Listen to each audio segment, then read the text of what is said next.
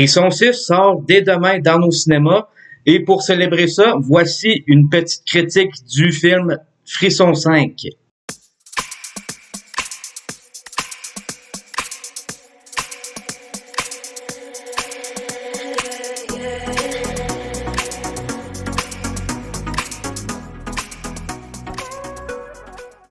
L'histoire du film se déroule 25 années après les événements du premier film Frisson de 1996.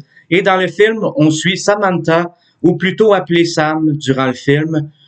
Celle-ci est tourmentée par son passé et s'isole complètement de sa ville natale, mais devra y retourner lorsque sa sœur, Tara, se fera attaquer par un nouveau tueur en série portant sur lui le masque du fantôme. Ensemble, les deux sœurs devront s'allier avec d'autres personnes afin de confronter ce tueur. N'ayant vu aucun film de la franchise Frisson dans leur intégralité, Frisson 5 a été pour moi un baptême de feu, si je pourrais dire ça comme ça. J'ai été agréablement surpris de ce que j'ai vu et j'ai trouvé que la performance de chaque acteur et actrice dans le film était très bien, mis à part celle du petit ami de Sam. J'ai trouvé que ça aurait pu être un peu mieux, mais bon.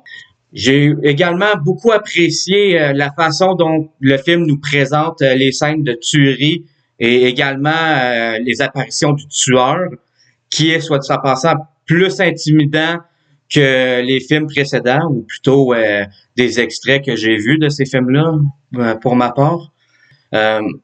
J'ai trouvé que l'intrigue était très bien faite aussi, mis à part ces quelques défauts que je vais vous revenir dès maintenant.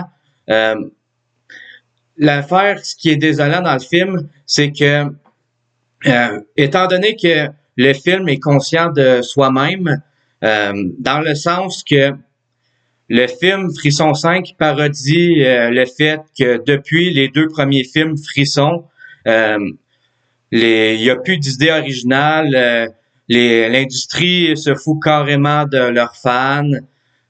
Et la franchise Frisson a besoin d'une remise à neuf et d'un retour aux sources. C'est ça, dans le fond, que le film Frisson 5 nous parle. Mais ça passe tellement son temps à nous parler de ça que ça oublie un peu de construire ou de mieux élaborer son intrigue. Par rapport au fait que moi, quand j'ai vu le film hier, ça m'a pris en l'espace d'une vingtaine de minutes pour deviner l'identité d'un des deux tueurs. Là, je le sais que peut-être que ce sera pas le cas pour tout le monde qui verra le film, mais ce fut mon cas à moi. Il y a aussi le troisième acte du film que j'ai un peu moins embarqué. Là, sans vous spoiler, je vais m'arrêter là. Vous le verrez par vous-même. Frisson 5, dans l'ensemble, est un bon redémarrage léger de la franchise des films Frisson. Un bon retour aux sources. Et je vous le recommande fortement. Il est disponible sur Netflix depuis hier. Moi, ça m'a donné envie d'écouter le reste de la franchise, y compris le premier film. Et j'ai très hâte de voir ce que le sixième film Frisson va donner. C'était mon avis sur le film Frisson 5. J'espère que vous avez apprécié cette petite critique.